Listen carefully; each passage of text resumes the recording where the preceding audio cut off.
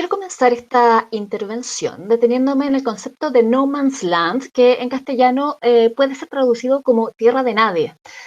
Lo hago para poder situarme en el marco material e ideológico que presuponen las tecnologías digitales hegemónicas creados bajo la influencia de Silicon Valley.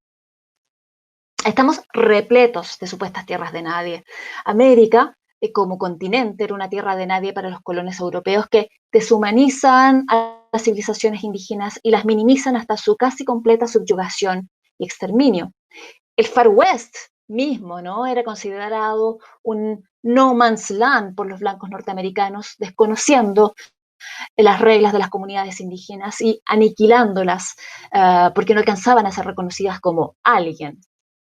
Nuestros mismos países repletos de marcos legales y de justicia, llenos de razón moderna, se construyen sobre zonas de sacrificio ambiental y social que, en nombre de la industria capitalista, aplastan a todas las especies que allí habitan porque, en el fondo, nadie importante ha reclamado esa tierra. El concepto de no man's land es la operación ideológica base de las lógicas colonialistas que jerarquizan a las sociedades. Hay especies que importan más que otras, hay cuerpos más importantes que otros. Lo mismo ocurre con el territorio digital. Los investigadores Nick Couldry y Ulises Mejías, por ejemplo, hablan de un nuevo estado del capitalismo, donde con la producción y la extracción de datos personales a través de plataformas especialmente diseñadas para eso, se naturaliza la apropiación colonial de nuestras vidas en general. El no man's land digital opera así en dos frentes. Por un lado está la operación ideológica que hace que los datos personales sean considerados como una materia prima que está naturalmente a disposición del capital, tal como si fuera un pozo petrolero, una mina de cobre o un bosque maderero. Y por otro, donde las grandes empresas son consideradas las más capaces para su tratamiento y, por tanto, para la apropiación de esa materia prima. Couldry y Mejías afirman que, así como el colonialismo histórico se presentó como un proyecto civilizador, hoy la sociedad se presenta como la beneficiaria natural del proyecto corporativo de explotación de datos. Desenrollando la provocación de Couldry y Mejía, se puede decir que el no man's land está al servicio, primeramente, no de cualquier capital, sino del capital del varón blanco occidental, que ha desarrollado lógicas capitalistas y extractivistas con los datos personales, los cuales están dispuestos para su servicio, goce y ganancia. Estas lógicas capitalistas del no man's land digital están acompañadas de una epistemología que, de acuerdo a la investigadora mexicana Paula Ricaurte, es una nueva evolución del paradigma pospositivista y que se basa en tres supuestos. 1. Los datos reflejan la realidad. 2. El análisis de datos genera el conocimiento más valioso y preciso. Y 3. Los resultados del procesamiento de datos ayudan a tomar mejores decisiones sobre el mundo. En las lógicas capitalistas agregaría como una cuarta característica que de todos los datos, incluso los más sensibles, se puede sacar ventaja. Para Ricaurte, esta epistemología va mucho más allá de Silicon Valley. Se ha convertido en la dominante incluso en los estados no occidentales, lo que hace que el colonialismo de datos se extienda por varias capas mucho más allá de la experiencia individual de personas con las plataformas comerciales. Como todo proceso de colonización, se trata de un despojo forzado. Los mecanismos pueden ser más civilizados que hace 500 años atrás, pero no por eso menos violentos. Largos documentos de términos y condiciones que muchas veces no están ni en nuestros idiomas propios, con un lenguaje leguleyo imposible, forzando un consentimiento que es en extremo individual, solitario y desigual. Un simulacro liberal de individuos autónomos, libres, racionales, ¿no? Que en un documento notarial higienizan la imposición y la dominación, como si todas las personas pudieran libremente decir que no. Sara Ahmed afirma que la experiencia de estar subordinado es también estar privado del no y, por tanto, quedar a disposición de la voluntad del otro. Toda esta vuelta larga, me van a perdonar, es para decir que los territorios digitales hegemónicos construidos sobre estos cimientos colonialistas son más que un no man's land. Se trata más bien de un white man's land, el territorio del varón blanco. Trabajo ya hace bastantes años en violencia de género en Internet, en conjunto con una comunidad riquísima de feministas de América Latina y de otras partes del mundo, especialmente del sur global. Nos hemos envuelto en política pública, en investigación, en capacitación, en incidencia en la materia. Hemos asistido a innumerables reuniones con organismos internacionales, con los estados, con la academia, con la sociedad civil, las mismas víctimas y, por supuesto, las mismas plataformas.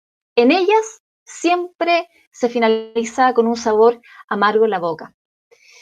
Vivir una vida sin violencia de género es un derecho humano. Las plataformas hegemónicas, en cambio, siguiendo las lógicas colonialistas, han preferido el extractivismo económico sobre los cuerpos de las víctimas. La violencia contra las mujeres es un daño colateral aceptable para las plataformas. Suena difícil de asumir cuando se trata de industrias más cercanas al liberalismo político gringo que al conservadurismo trumpiano, ¿no? Más aún, ¿no? Cuando en estos últimos años, sobre todo, las plataformas han incluido conscientemente mucho más mujeres, o debo decir colaboradoras, ¿no? En sus empresas, muchas de ellas fervientes militantes del feminismo liberal. ¿Cómo puede entonces esta gente tan liberal, educada y políticamente correcta optar por tratar la violencia de género como un hecho aceptable? Esto es más fácil de entender cuando examinamos el activismo en contra de la violencia de género en las plataformas y las pálidas respuestas de las plataformas.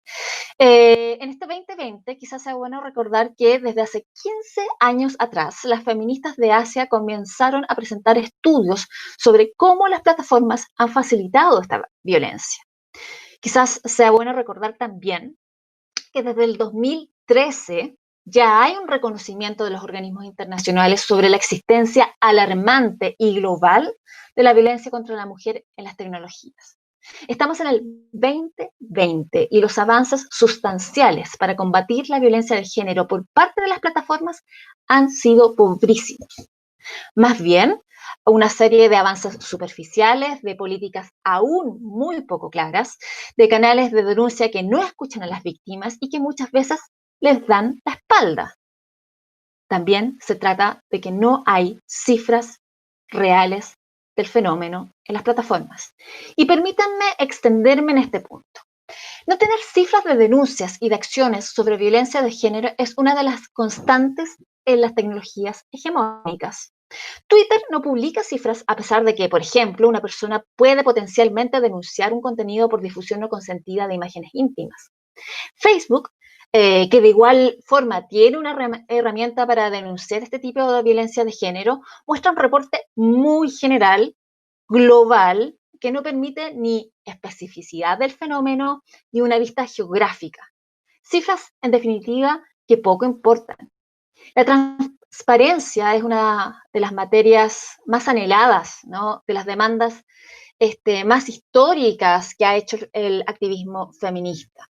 Tener transparencia sobre cifras de violencia de género significa tener una dimensión concreta del problema y por ende desarrollar investigaciones, campañas, políticas públicas sobre la materia. Parece curioso además que plataformas que se dedican a recoger y segmentar cada mínima interacción de una persona en una plataforma diga no tener datos sobre violencia de género. Más bien, sabemos, se trata de una operación de ocultamiento. No vayan a pensar, dirán las plataformas, no vayan a pensar las mujeres que no están seguras en su plataforma. No vayan a pensar las mujeres en abandonar la plataforma y dejarlos sin negocio. Hay negocios que se construyen sobre el silencio de los cuerpos que no importan. Hay negocios que además se construyen sobre la tercerización precaria de la atención a las víctimas de sus plataformas. Esto es muy curioso. Poco se ha hablado de cómo, en la práctica, las plataformas han tercerizado gratis el trabajo de denuncia y reparación con las víctimas de violencia de género. Son activistas, y esto la red de feministas trabajando violencia digital en diversas colectivas lo puede atestiguar, las que han tomado el peso de guiar a víctimas de violencia de género online por los sinuosos caminos de evitar el acoso y buscar respuestas en las plataformas. Son ellas las que dedican su tiempo y se exponen también a esa violencia. Son ellas las que deben avisar a contactos en las plataformas sobre los errores de sus algoritmos o de sus moderadores humanos. No hay pago, por supuesto, por estos servicios. No hay apoyo siquiera para hacer estos servicios. Hay negocios que se construyen sobre los cuerpos de otras. Para el feminismo liberal, el mismo que ha estado cooptado, ¿no?, por las plataformas, la violencia de género en las plataformas es un problema más bien de omisión, ¿no? No es un daño colateral ante un modelo de negocio que se hace millonario con las infracciones de las personas, con las interacciones, perdón, de las personas, que se hace millonario con los discursos de odio, con la misoginia, con los ataques violentos a mujeres y otros grupos minorizados. El problema, dice el feminismo liberal, sería la falta de diversidad de los equipos tecnológicos. No hay mujeres en STEM, nos dicen, ¿no? Se necesita más diversidad de los equipos de las plataformas y el problema será eventualmente corregido, se convencen. Es curiosa esa lógica, porque si bien la brecha de diversidad es evidente y hay que remediarla, termina esencializando el amplio abanico de identidades, razas, géneros, clases sociales, en fin. Las mujeres, al parecer, traeríamos, ¿no es cierto?, el chip de ser víctimas de violencia y además nos tenemos que encargar de repararla. No le pidamos más a los tech bros. Más preocupante aún, es un reciente libro llamado Data Feminism, de Catherine D'Ignacio y Lauren F. Klein, del MIT, que se refieren que al referirse a cómo el campo de la ciencia de datos y de la inteligencia artificial está dominada por varones blancos de la élite, ellas hablan del, comillas, riesgo del privilegio, que, según ellas, sería el fenómeno que hace que quienes ocupan las posiciones más privilegiadas entre nosotros, aquellas con buena educación, credenciales respetadas y reconocimientos profesionales, están pobremente preparados para reconocer casos de opresión en el mundo. Según esta interpretación, la élite de los tech bros sería víctima de su propia segregación. La opresión es una omisión, casi un malentendido histórico. El privilegio se ha construido en el aire. El dominio económico es solo una casualidad no intencionada. No, el dominio económico del capital es una parte esencial de las tecnologías hegemónicas y de la construcción de sus élites. Las cifras lo dicen y lo refrendan en esta pandemia. Se trata de una industria multimillonaria, como nunca antes habíamos visto, porque además su dominio se basa en acaparar servicios, hacerlos más baratos, precarizar el sistema laboral y por ende hacer que solo un puñado de varones blancos se enriquezcan de forma brutal. No y no hay riesgo del privilegio de esa élite. El privilegio se construye conscientemente sobre el aplastamiento de cuerpos que para su capital no importan. ¿Cómo salimos de este embrollo entonces? No crean que la tecnología hegemónica no nos ha inundado de solucionismo. A la exhibición de la élite diciendo que su privilegio no es más que un punto ciego no intencionado, a la esencialización de estructuras de poder que son más bien relacionales, se suman juntas externas independientes que resultan influir poco y nada y que ellos mismos además regulan y seleccionan. Tardíos códigos de ética que ojo, escriben ellos mismos para autorregularse y que luego empaquetan como productos para dictar cátedra. Crear comisiones internas para revisar los prejuicios de sus plataformas, descartando que terceros, de forma transparente y participativa, revisen sus decisiones algorítmicas. O simplemente, luego de años de liderar un lobby descarado en cada país en que tienen presencia, rueguen por más regulaciones cuando ya han cooptado la política programática, confiados en que son too big to fail.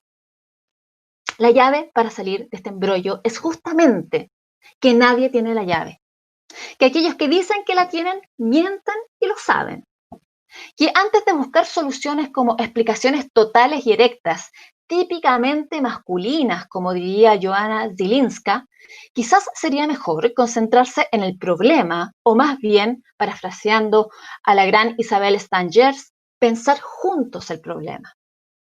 En el por qué es un problema y quizás más difícil en el para quiénes es un problema y en si las preguntas que estamos haciendo quizás sean parte del problema.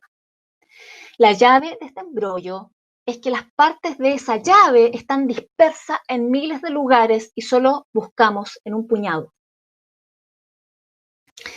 El problema con las tecnologías hegemónicas es que mienten descaradamente. Nos dicen que son pura automatización, pero son cientos de miles de trabajadores y trabajadoras que son invisibilizados bajo la fiebre del clic. Nos dicen que son un aporte a la democracia, son profundamente autoritarias, que son participativas y son solo un modelo oscuro de decisiones de arriba hacia abajo, que son participativas y que son disruptivas y son solo una continuación de las estructuras de poder. Hoy nos dicen que son éticas y mañana, les juro, nos van a decir que son feministas y decoloniales.